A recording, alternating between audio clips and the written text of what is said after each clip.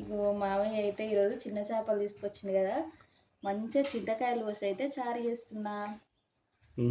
బాగుంటుంది ఇట్లా, బాగుంటుంది ఫ్రెండ్స్. ఒకసారి అయితే చూడండి, మెంతి కూర వేసి మంచిగా చారు అయితే పెట్టాం. దీంట్లో ఒక స్పెషల్ ఉంటుంది, ఏంటంటే ఇగో చాలా మంది తెలియదు అనుకుంటా. ఇవేంటి అనుకుంటున్నాం? బియ్యం అనుకుంటా. బియ్యము నానబెట్టి మిక్సీలో బట్టి పోయాలన్నట్టు, ఎందుకంటే చారు అనేది చిక్కగా వస్తుంది.